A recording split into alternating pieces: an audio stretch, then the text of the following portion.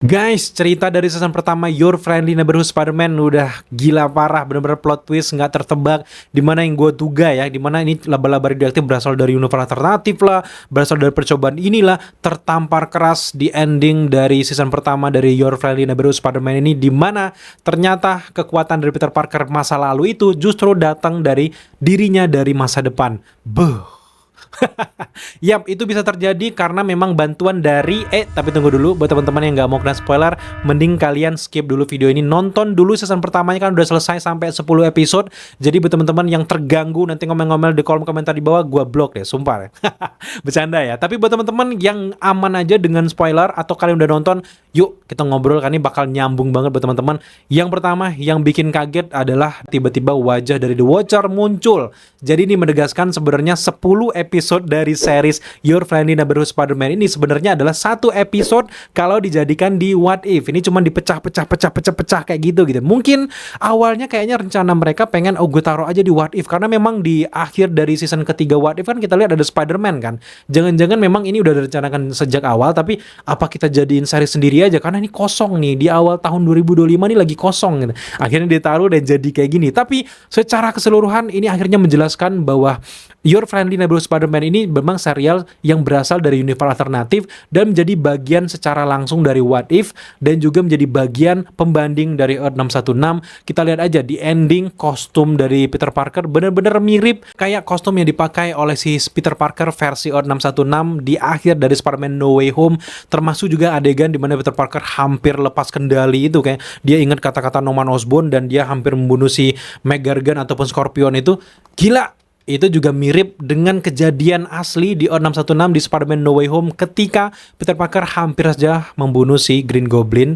Dan ini benar-benar plek-ketiplek mirip gitu. Tapi apakah kita bilang bahwa ini masa lalu dari Peter Parker Earth 616? Enggak, ini justru berasal dari universe alternatif yang tadinya ya, rencana mereka memang kayak gitu. Rencananya pengen dibikin bahwa ini Year One dari Peter Parker 616. Akhirnya mereka memutuskan untuk berasal dari universe alternatif lagi, dan ini justru lebih menarik karena kita punya gambaran yang menarik terkait cerita dari Peter Parker sebenarnya di dunia lain itu gimana sih. Tapi yang bikin gue tercengang juga adalah si Richard Parker, ayahnya si Peter Parker, ternyata masih hidup di universe ini, dimana banyak banget kejadian-kejadian di Spider-Man, baik live action dari Tobey Maguire dan sebagainya, itu memang ayah dari Peter Parker tuh dinyatakan udah meninggal gitu. Cuman di The Amazing Spider-Man yang kedua ya, versi Andrew Garfield, memang rencananya di The Amazing Spider-Man yang ketiga versi Andrew Garfield ini akan di-spill bahwa Richard Parker hidup gitu. Tapi akhirnya nggak jadi dimunculkan gara-gara film The Amazing Spider-Man yang ketiga juga nggak jadi dibikin ya, banyak banget masalah-masalah di belakang itu. Tapi akhirnya kita cukup puas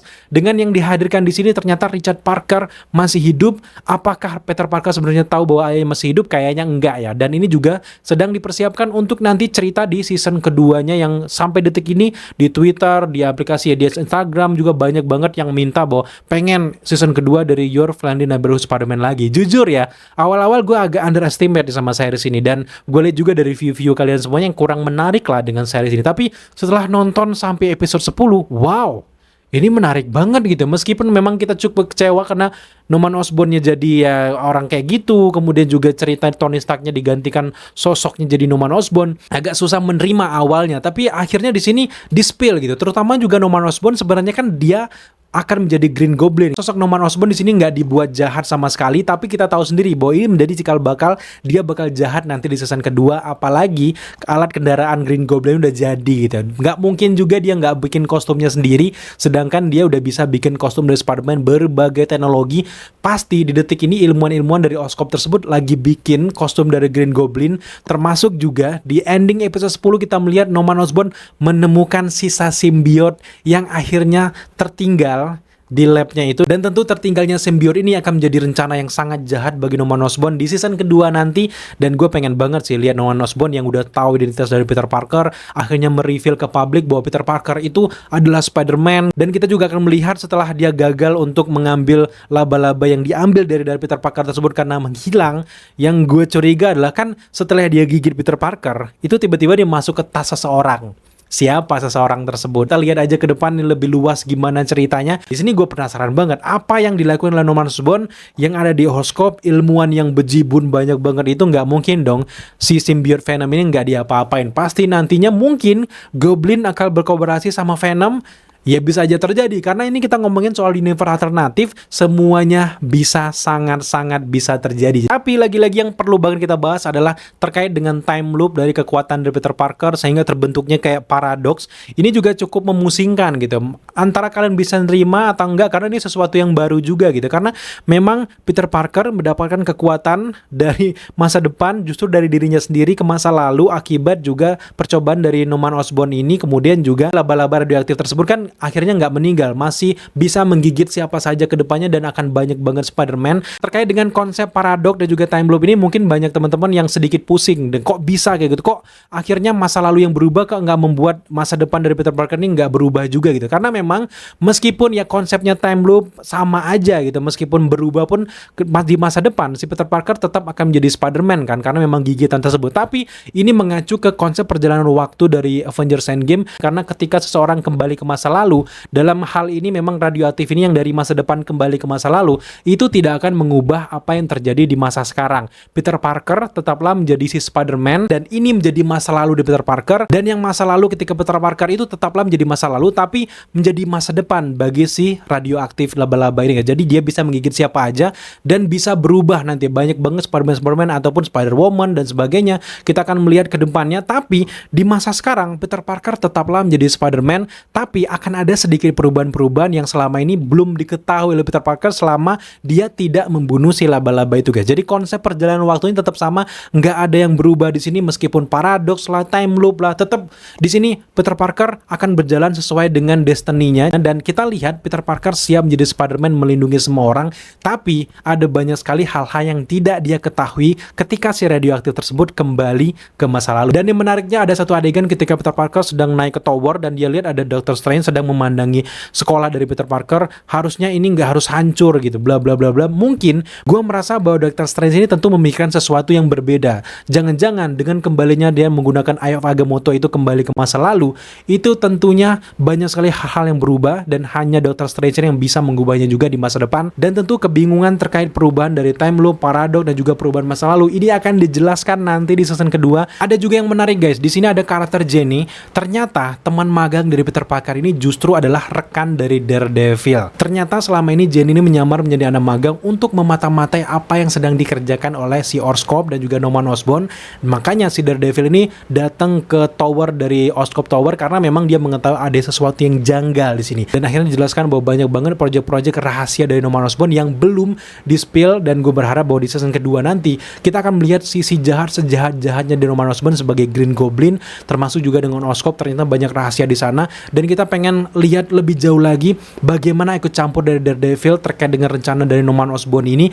Nah, buat teman-teman yang nggak tahu dengan karakter Jenny ini, sebenarnya Jenny ini bernama Jenny Fakol ataupun Venice, yang merupakan putri dari Taskmaster. Kekuatannya itu dia bisa menirukan kekuatan lawan. Misalnya kalian karate, sila di depan dia langsung bisa nirukan, ya mirip kayak emaknya gitu. Jadi ini benar-benar menarik. Kita akan melihat bagaimana paket duo kolaborasi antara Daredevil dan juga si Jenny ini menarik banget. Kemudian juga ada momen yang juga bikin kaget di ending dari episode 10 ini. Kita melihat karakter Nico Minoru, sahabat dekat dari Peter Parker, ternyata punya rahasia yang nggak dia sebutkan ke Peter Parker. Peter Parker udah bilang bahwa dia Spider-Man, nggak ada kebohongan lagi, nggak ada rahasia lagi. Ternyata Minoru sambil megang kalungnya, iya nggak ada rahasia lagi. Padahal dia punya rahasia tergelap.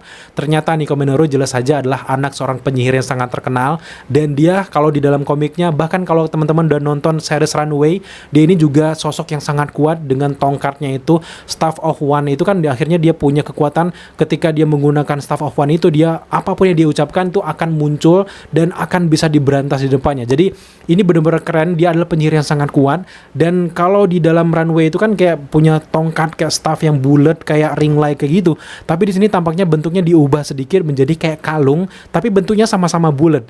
Jadi ke depan kita akan melihat bagaimana sosok Nico ini akan andil di season kedua untuk membantu si Spider-Man, entah dia menjadi jahat atau justru menjadi sidekick dari Spider-Man. Yang gua rasa ya, kalau kita lihat dari cerita dari series Runaways yang dia juga baik di sana, gua merasa bahwa Nico ke depan akan kolaborasi sama Spider-Man karena lawannya ke depan bakal banyak banget, termasuk juga Looney yang menjadi Tombstone sekarang. Kita bisa lihat sendiri kalau Looney sekarang udah mulai kayak mau jadi villain untuk di season kedua, karena dia udah buang jaket si footballnya itu, dia udah nggak peduli lagi.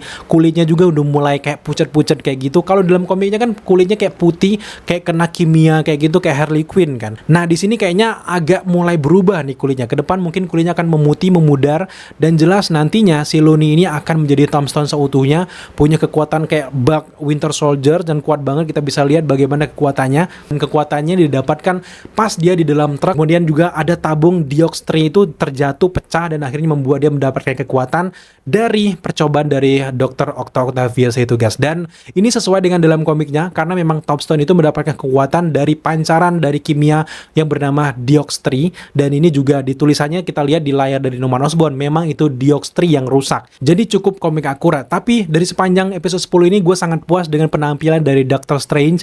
Dengan kekuatan kayak gini udah lama banget nggak ngeliat dia, dan dia masih pakai Eye of Agamotto, dan ini kayaknya kejadian memang setelah si Sokovia Accord, setelah Civil War. Sempat juga kita lihat ada Iron Man kan yang membantu untuk menangkap si Dr. Otto Octavius, dan gue seneng banget dengan kekuatan dari Doctor Strange. Termasuk juga di sini ada Dark Dimension yang membuat simbiote tersebut kan tertinggal gitu. Jadi gue menarik banget, kayak serasa fan service melihat Doctor Strange versi klasik kayak gini, versi kumis kayak gini, versi komik yang zaman jadul, tapi kekuatan juga keren banget. Dan sejauh ini gue cukup puas dengan semua hal yang disajikan di sini. Dan satu hal lagi yang gue suka di sini adalah gaya post credit scene-nya, nggak kayak post credit scene tradisional di mana ada di ujung credit title kayak gitu, dan akhirnya kita tahu deh. Jadi nggak perlu kita nungguin post credit scene lama banget kayak gitu.